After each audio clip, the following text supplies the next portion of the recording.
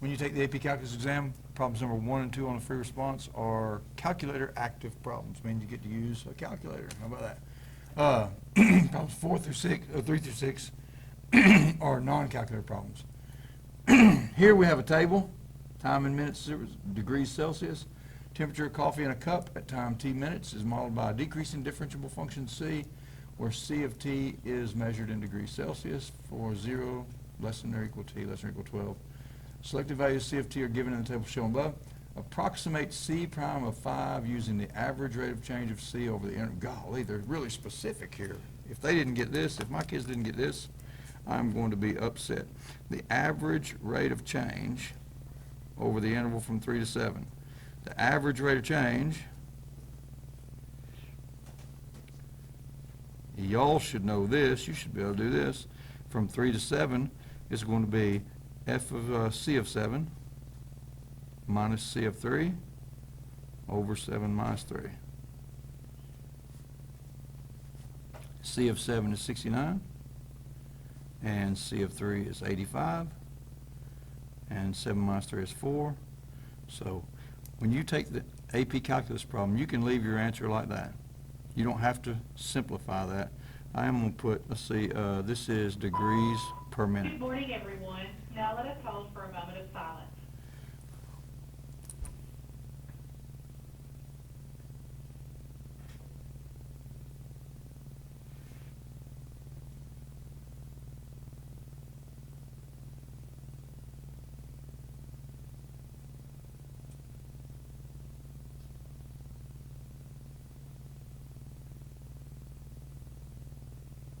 Please stand for the Pledge of Allegiance. Let us pledge. I pledge allegiance to the flag of the United States of America and to the republic for which it stands, one nation under God, indivisible, with liberty and justice for all. Thank you for your participation and have a great day. All right, sorry for the interruption. It won't hurt anybody. Get that on the video, right? Okay. All right. The average rate of change on the interval from 3 to 7. Use a left Riemann sum with 3 subintervals indicated by the data in the table to approximate the value of the integral from 0 to 12 of c of t. So we're going to say the integral from 0 to 12 of c of t dt is approximately equal to, and we talk about a left Riemann sum. I'm going to plot these. When t is 0, this is going to be c of t. C of t is 100. And when t is 3, c of t is 85. And when t is 7, c of t is 69. And when t is 12, c of t is 55. A left Riemann sum means we're going to make rectangles using the left y value as the height of the rectangle, and the width of the rectangle is going to be those intervals. And the integral from 0 to 12, the left Riemann sum is going to be approximately equal to the area of these rectangles. So this area of this rectangle is going to equal 3 times 100, 3 minus 0, the width. Second rectangle is going to be 4 times 85. And the third rectangle is going to be 5, the width here, times 69. And that's, there again, you can leave it like that. Interpret the meaning of this in the context of the problem. The integral is accumulated change. That's what this is. This is C of t. We're going to do the temperature in the cup. So this is going to be the accumulated change in the degrees Celsius, the integral from 0 to 12. So when we do that,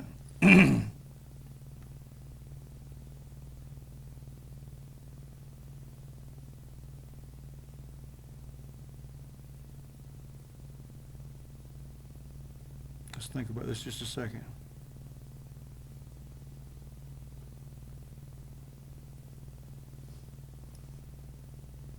I'm going to leave this like that. I would calculator problem, you can type it in, but I just want to model for you to leave it like this. I'm going to put the units here. we'll go ahead and, we got the calculator, 300, 320 plus 20, that's 640 plus, let's go ahead and type it in the calculator, make sure we don't make a mistake.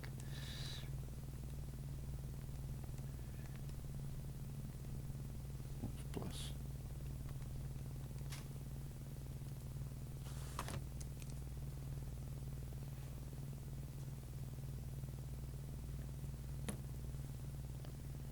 Decreasing differentiable function.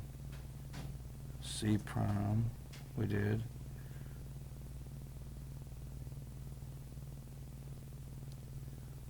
This is going to be in degrees.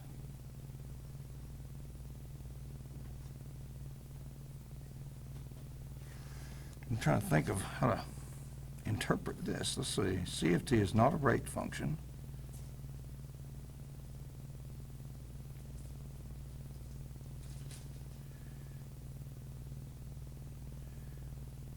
Interpret the meaning, oh, never mind. Interpret the meaning of 1 over 12. Whew. All right, that's good. This is 1 over 12 times the integral from 0 to 12. I missed the 1 over 12 part when I first started this. I thought we were trying to integrate that interval, that area. If we divide all of that by 12, 980 divided by 12, that's this part, approximate, is, whoops. It's 82 degrees.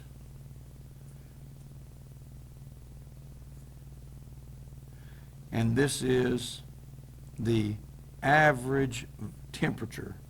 Sorry, this is part B, explanation, interpretation.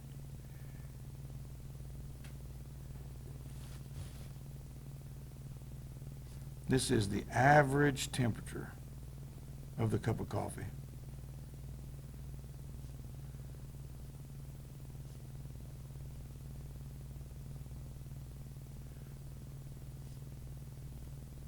For time t equals 0 to 12.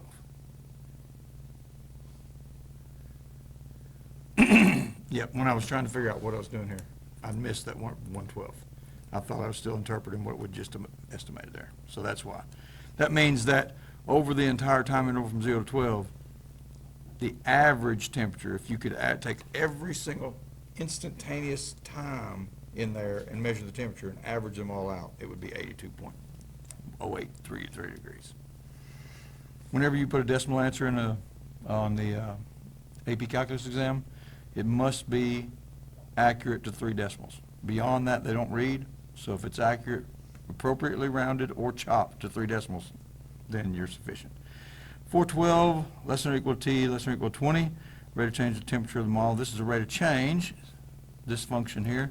Whenever I'm on a calculator exam and I see this, I'm going to put that in my y equals right away, because I know I'm probably going to need it. So I'm going to hit clear, clear, oops, and type in there negative 24.55 times e raised to the 0.01.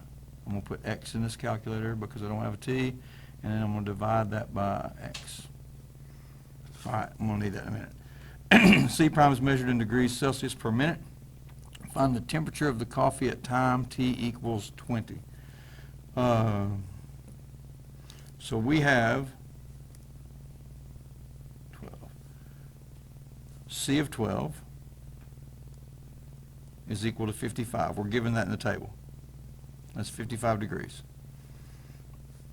If we want the temperature and we're given the rate of change in the temperature, then we can say that C of 20 is equal to C of 12 plus the integral from 12 to 20 of C prime of t dt.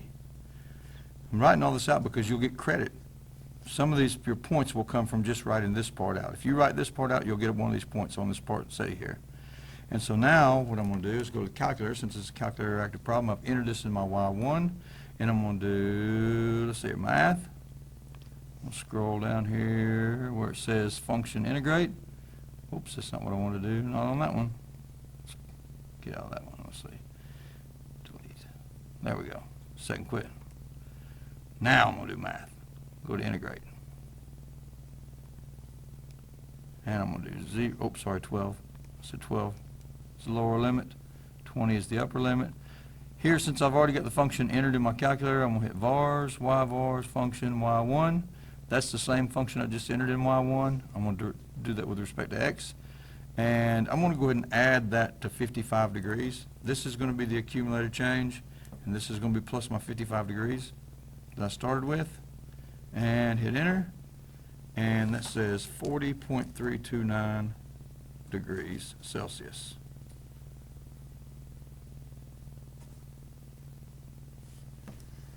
For the model defined in part C, it can be shown that C double prime is this. For 12 less than or equal, or sorry, less than T is less than 20. Determine whether the temperature of the coffee is changing at a decreasing rate or an increasing rate. So, C double prime of T. This is the rate of change of the rate of change in temperature. So we want to know if the coffee is changing at a decreasing rate or an increasing rate. So we are going to graph that for the interval from well, let's just graph it from 12 to 20. I'm going to set my window up from 12 to 20. And then I'm going to hit graph. Let's see what we're looking at. Let's get our y values. Let's go ahead and take our y max to, let's say, well, let's just go to 100, since we know that's where it starts and it's decreasing after that.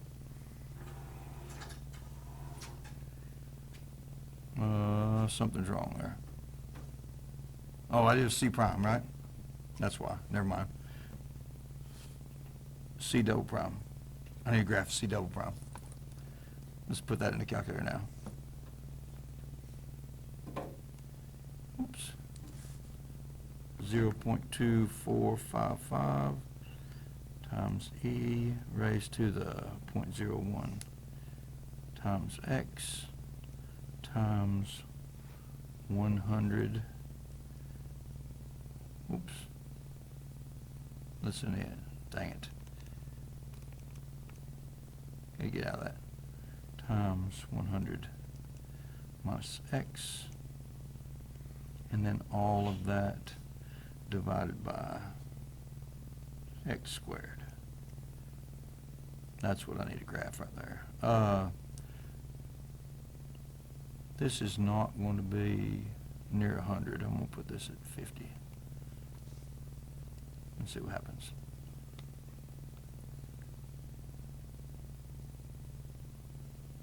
Now I can tell I can't see what's going on there, so I'm going to change my window back to negative 10 to 10.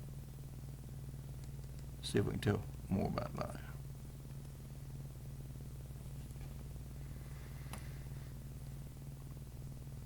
From 12 to 20, T equals 12 to 20, the entire graph of C double prime is under the x-axis, and that means C double prime of T is less than 0 for 12 less than T less than 20, and C prime of T we said is decreasing, so that means it's less than 0.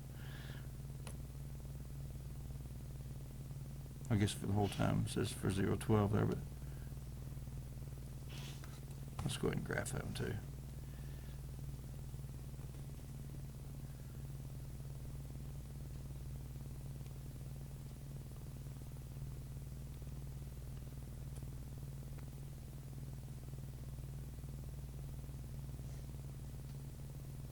Oh, that was C prime we had graphed. Let's double check it on the C double prime.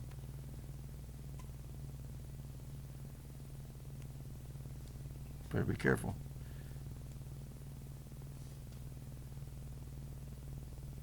All right. We're not seeing that, so we're going to have to look at something different there. Window. I'm going to change this window to that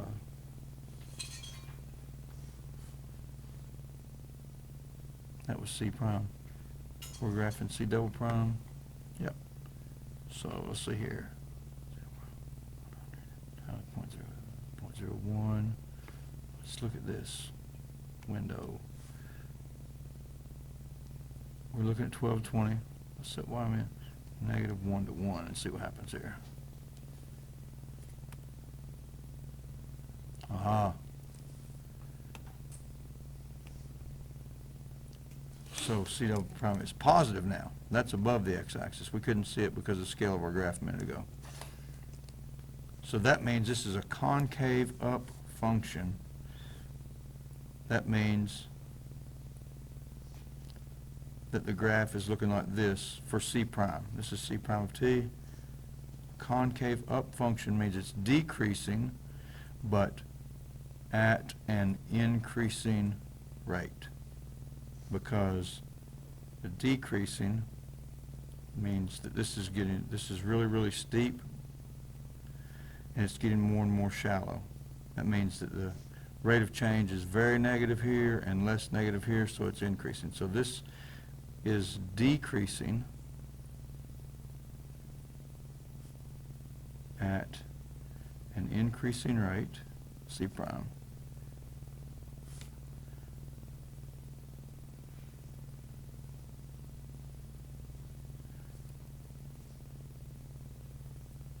Because C double prime t is greater than 0 on 12 less than t less than 20. And that's the end of question number 1. If we hadn't had the pledge and the moment of silence in there, we would have finished it in the 15-minute average, right?